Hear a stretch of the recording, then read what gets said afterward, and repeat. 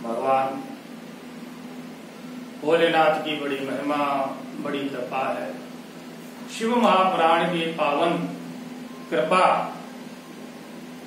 शिव पुराण का श्रवण जिसके जीवन में प्राप्त हो जाए, काशी विश्वनाथ भगवान की बड़ी महिमा होती, बड़ी कृपा होती। लेकिन श्रवण कथा विधि विधान के संग में श्रवण करनी चाहिए। विधिहीनम सष्टानम मंत्रहीनम अक्षरम, बिना विधि विधान के कभी कोई कार्य सिद्ध नहीं होता, उसके पूर्ण फल की प्राप्ति नहीं होती। इतिहास पुराणानि वेद शास्त्र विधिम बिना केवला अहेतुकी भक्ति उत्पातई परिकल्पते। वेद और शास्त्र के विधि के बिना अगर कोई भक्ति, कोई अनुष्ठान, कोई धर्म का कार्य किया जाता है तो उसका पूर्ण लाभ प्राप्त नहीं होता, बल्कि वो उत्पात, परेशानी, कष्ट और विघ्न बाधा प्रदान करता है। इसलिए विधि विधान के संग में हमें श्रवण करना चाहिए। शिव महापुराण के महात्म्य में भगवान शिव के महापुराण की कथा कैसे श्रवण करनी चाहिए, कैसे करानी चाहिए, उसका विधान क्या है, विधि क्या है, फल क्या है, आज हम ये सब श्रवण कर रहे हैं। सोनका ऋषियों को श्री सूत जी महाराज पावन कथा श्रवण करा रहे हो, कहने लगे सुंदर मुहूर्त में कथा का शुभारंभ हो, भगवान भोलेनाथ का सुंदर ध्यान करके और वक्ता का वर्ण करना चाहिए, सुयोग्य वक्ता का। श्रोताओं के निमित्त दूर दूर जहाँ श्रोता विराजमान है उन सब को बुलाना चाहिए, जहाँ पर श्रोता आ सके, सुंदर आसन पर बैठ सके। वार्ता प्रेष्या प्रयत्नेन देशे देशे च साक्षा शुभा भविष्यति कथा शैवी आगंतव्यम शुभार्थिभिः। भगवान शिव की कथा होगी, ऐसा संदेश देकर के श्रोताओं का आमंत्रण करना चाहिए, उन्हें बुलाना चाहिए, उनके निमित्त सुंदर आसन व्यवस्थित करना चाहिए। सुंदर आसन होगा, बढ़िया व्यवस्था होगी, श्रोता बैठकर कथा का आनंद प्राप्त करेंगे। और जहाँ पर कथा हो उस स्थान को बड़ा पवित्र और स्वच्छ बनाना चाहिए। भूमि लेपनम धातु मंडलम, भूमि का लेपन करना चाहिए, मंडप तैयार करना चाहिए, सारी विधि संभवतः हमको करनी चाहिए। सुंदर व्यासपीठ तैयार करे, कोई शिवाला हो, कोई तीर्थ हो, जहां भी आपका मन करे वहां भगवान की कथा निश्चय कराने का मन में संकल्प करे। और उसके बाद में जब ये सब तैयारी करते करते भाव कैसा हो, विवाहे यादृशं चित्तम तादृशं कार्यमेव हि। जैसे विवाह में चित्त होता है, मन होता है, वैसे ही भगवान की कथा में भी मन होना चाहिए, हमारा चित्त लगना चाहिए। ऐसे नहीं हम कथा करा रहे हैं तो किसी नाम के लिए, किसी फॉर्मेलिटी के लिए, ऐसे नहीं, विधिवत तरीके से और भगवान के प्रति श्रद्धा विश्वास करते हुए हमें कथा करानी चाहिए। पुराण वेत्ता वक्ता का जो वर्ण किया है उसको बुला करके भगवान को समझ करके परमात्मा की कथा को श्रवण करना चाहिए। भगवान की कथा जब शुरू हो तो उस समय वक्ता का मुख उत्तर या पूर्व में हो। अगर वक्ता का मुख उत्तर में है तो आप पूर्व में मुख करके बैठिए, और वक्ता का मुख पूर्व में तो आप उत्तर मुख करके बैठिए। श्रोता का मुख उत्तर में होना चाहिए। भगवान की कथा वक्ता के मुख से जो निकली हुई है वो कामधेनु के समान है। जैसे कामधेनु का दुग्ध अमृत होता है, ऐसे परमात्मा की कथा अमृत तुल्य है। परमात्मा की कथा कान के माध्यम से हृदय में जब जाएगी तो निश्चय भगवत कृपा अवश्य प्राप्त हमें होगी। गुरुवत संति भवो जन्मतो गुणतश्चैव परो गुर पुराणज्ञ तेषा मध्य विशेषतः। जग में, संसार में बड़े बड़े गुरुदेव के सानिध्य में व्यक्ति रहता है, लेकिन सबसे श्रेष्ठतम गुरु उसे कहते हैं जो पुराण वेत्ता है। गुरवत संत भवो जन्मतो गणतश्चैव। वैसे तो ब्राह्मण जन्म से ही गुरु कहलाया जाता है, ब्राह्मण जन्म से गुरु होता है, लेकिन पुराणज्ञ तेषा मध्य विशेषतः, पुराणज्ञ मान पुराण वेदता जो होता है वो निश्चय ही सब प्रकार से पूजनीय और हमारा वंदनीय होता है। इसलिए ऐसे गुरु का सम्मान करते हुए, वक्ता का पूजन करते हुए और भगवान की कथा को श्रवण करे। विधि विधान के संग में ब्राह्मणों का वध करते हुए विघ्न विनाशक के लिए गणेश जी का पूजन करे, देवताओं का पूजन करना चाहिए। और उसके बाद में कथा जब संपूर्ण हो जाए तो असम पूजय पुराणम ये यथाशक्ति श्रवन्ति मां कथा मूढ़ा रयुरद्र नान पावना। भगवान की कथा जब पूर्ण हो जाए तो भगवान की पुराण को शिव के समान समझ करके और उनका पूजन करना चाहिए। जो शिव के पुराण का, शिव जी का पूजन नहीं करता, भक्ता का पूजन नहीं करता, वो श्रोता बिल्कुल दरिद्री बना रहेगा, न पवित्र होगा। इसलिए भगवान की कथा पूर्ण विराम होने पर, विश्राम होने पर भगवान का समझ करके पुराण को शिव रूप मान करके प्रणाम करें, पूजन करें। परमात्मा की कथा सुनते समय कभी भी तांबूल का भक्षण नहीं करना चाहिए, मसाला आदि नहीं खाना चाहिए। शिव पुराण में व्यासी लिखते हैं तांबूलम भक्षयन्तो ये शृण्वन्ति मां कथां नराः स्विष्टां खादयन्ते तान् नरकेयं किंकरा। अगर कोई मद कथा के मध्य में बैठ करके तांबूल खाता है, पान खाता है, बीड़ी सिगरेट पीता है तो उसे अनेक प्रकार की नरक में जाना पड़ता है। नरक में यम किंकर जो आके दूत हैं यमराज के, उनको विष्ठा खवाते हैं। इसलिए परमात्मा की कथा में कभी भी तांबूल का भक्षण नहीं करना चाहिए। और एक बात और ध्यान रखनी चाहिए, वक्ता से कभी भी ऊंचा नहीं बैठना चाहिए। ये चतुंगासनारूढ़ा श्रवन्ति मां कथा नराः भुक्त्वा ते नरकान् सर्वान् ततः काका भवन्ति। अगर कोई श्रोता वक्ता के आसन से, व्यासपीठ से ऊंचा आसन बना करके स्वयं बैठ के कथा श्रवण करते हैं, वो नरक में जाते हो, यातना भोग करके कौवा बनते हैं। इसीलिए वक्ता से ऊंचा आसन कभी नहीं लगाना चाहिए। भगवान की कथा को सुने तो वक्ता से नीचा आसन हो, सामने सम्मुख बैठ करके श्रवण करनी चाहिए। कई लोग ऐसे होते हैं कि वक्ता को बिना प्रणाम किए और बैठकर कथा सुनने लगते हैं, ये भी निषेध है। वक्ता को प्रणाम किए बिना कभी भी कथा नहीं सुननी चाहिए, प्रणाम करके बैठो। वक्ता को प्रणाम करो और उसके बाद में कथा श्रवण करनी चाहिए। अगर कोई वक्ता को प्रणाम किए बिना बैठ करके कथा सुनते हैं तो अर्जुन के वृक्ष बन जाते हैं, इसीलिए वृक्ष बनना पड़ता है। ऐसे भी कथा नहीं सुननी चाहिए।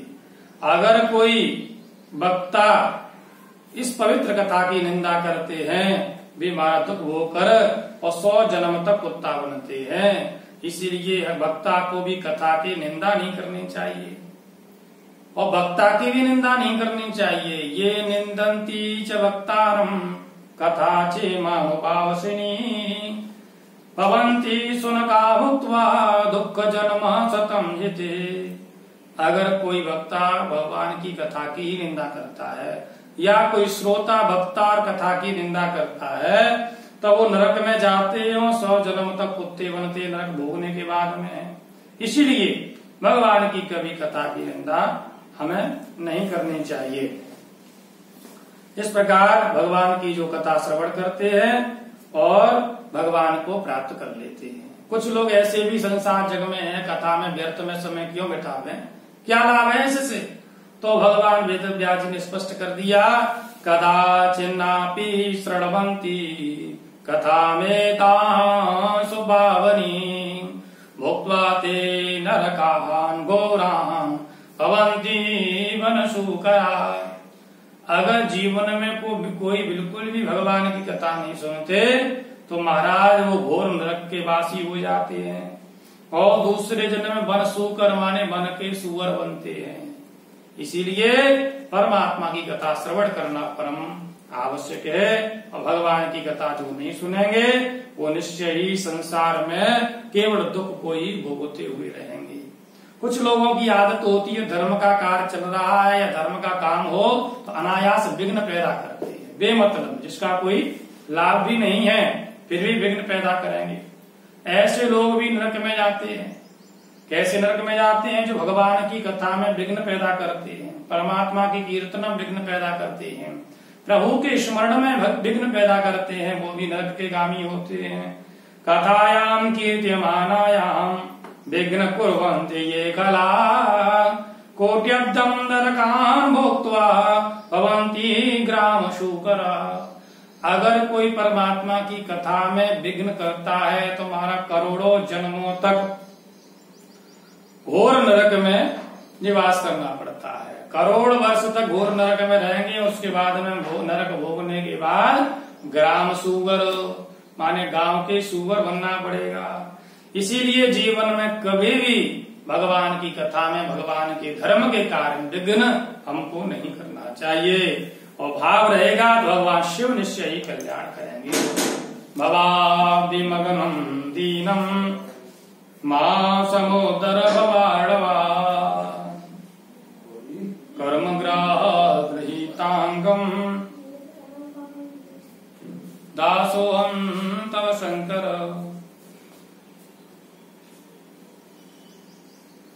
भगवान भोलेनाथ की कथा, परमात्मा की कथा, भवाब्धि मगनम दीना मां समुद्र भवाडवा, भगवान शिव का ध्यान करना और उनके शरण में चले जाना।